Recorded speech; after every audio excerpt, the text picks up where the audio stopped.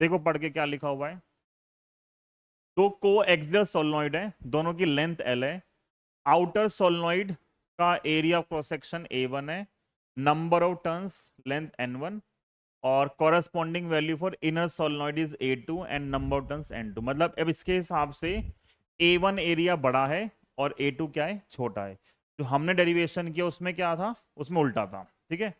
और बोला है right the expression for self inductance L1 and L2 of two coils and their mutual inductance M and hence show that M is less than L1 L2।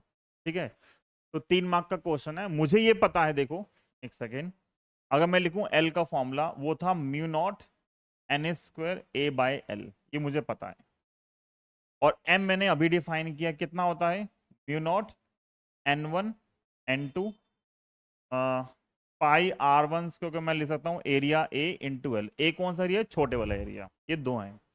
बोले ये दोनों value लिखो इनके हिसाब से। तो अगर मैं अब आंसर में लिखूंगा तो बताओ मुझे, एक चीज क्वेश्चन पढ़ के जो मुझे पता लग रही है, आउटर साइड पे ये है सोलनॉइड S1, तो क्वेश्चन के हिसाब से area A1 is more then A2।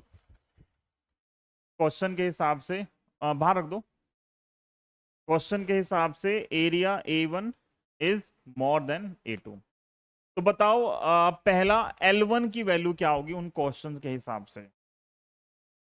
L1 की वैल्यू, L का फॉर्मूला ये है, जब फर्स्ट के लिए लिखोगे तो म्यू नॉट क्या रहेगा, म्यू नॉट, जहां पे n है वहां पे क्या आ गया, N1², फिर A1 और बाय L, यही आएगा, ठीक है।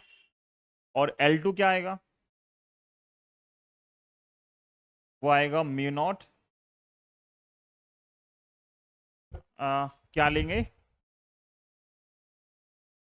नहीं L में नहीं फर्क पड़ता ना, जब M लिखेंगे तो वहां पे आता है कॉमन एरिया ना। जो L है वो तो सिंगल कॉइल की प्रॉपर्टी है, तो वहां नहीं मैटर करता A1 A2। तो mu nought N2² A2 by L। और M क्या लिखोगे, वो आएगा म्यू नॉट N1 N2। अब यहां कौन सा एरिया आएगा, A1 या A2, कॉमन कौन सा है, जो छोटा है वो कॉमन है ना, तो क्या आएगा आंसर में, मतलब यहां क्या यूज करोगे A2, और साथ में क्या है L। मुझे इसको कंपेयर करना है, बट प्रॉब्लम क्या है कंपेयर करने में, दो फॉर्मूले जो हैं वो कैपिटल N में है और एक फॉर्मूला स्मॉल n में है। तो या तो इनको चेंज कर लो या इसको चेंज कर लो। अब दोनों को चेंज करने से बेहतर है एक को चेंज कर लेते हैं। तो मैंने m को चेंज कर लिया। क्या चेंज किया m में, क्या चेंज आएगा, स्मॉल n किसके बराबर आएगा, वो आएगा N1 by L, N2 by L, A2 into L। एक L काट दो, क्या बच गया, ये बचेगा m की value mu nought N1 N2 A2 by L। ये m आ गया। बोलो क्लियर है यहां तक, ठीक है। चलो मैं यहां तक तो समाउ लिख सकता हूं। बोला ये प्रूफ करके दिखाओ कि m जो है वो है less than root L1 L2। ये प्रूफ करना है मुझे, जो m की वैल्यू है वो क्या है, रूट L1 L2 से छोटी है। रूट में L1 L2 चाहिए, तो मैंने सबसे पहले निकाला रूट L1 L2 कितना होता है, क्या आएगा, L1 की वैल्यू है म्यू नॉट N1² और A1 by L mu nought N2² A2 by L। बताओ क्या बाहर आएगा, mu nought mu nought mu nought square, तो बाहर क्या आ गया, म्यू नॉट। N1² से बाहर N1, N2² से बाहर N2, L² से बाहर L, और यहाँ क्या बचेगा, रूट में A1 A2, और ये है रूट L1 L2, यही है। और ये M है। मुझे चेक करना है कि कौन बड़ा है कौन छोटा है। चेक करने का सबसे आसान तरीका होता है रेशियो ले लो, पता लग जाएगा कौन बड़ा है कौन छोटा है। तो लो रेशियो, डिवाइड कर दो, किसी को भी किसी डिवाइड कर दो। मान लो मैंने ऊपर रखा √L1 L2, ठीक है, और नीचे रखा मैंने m, बताओ क्या आएगा।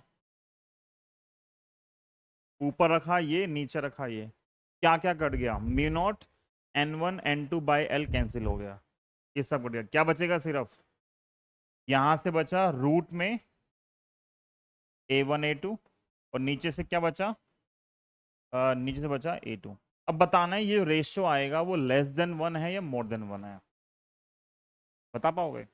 चलो लेट्स से एग्जांपल के लिए मानते हैं a2 4 है a1 5 है, सोचो एग्जांपल के लिए a2 4 है और ये है 4 + 1, और नीचे भी क्या आ रहा है, 4 आ रहा है, तो क्या आएगी वैल्यू, बड़ी आएगी छोटी आएगी। अरे अगर ये 4 है और ये 5 है तो a1 क्या हो जाएगा, 4 + 1 नहीं हो जाएगा, क्या आएगा आंसर, क्या कह रहे हैं। देखो जो मुझे लगता है इजी वे है, एक रूट माना ये a1 ये a2 रूट के बाहर था, जब रूट में जाएगा तो क्या बन गया, a2² बन गया, ठीक है।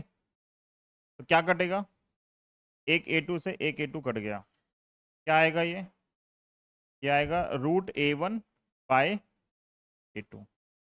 a1 बड़ा है a2 से, ऊपर बड़ी वैल्यू है नीचे छोटी वैल्यू है, तो रेशो क्या आएगा, क्या आएगा रेशो, मोर देन 1 है ना, रेशो क्या आएगा, मोर देन 1।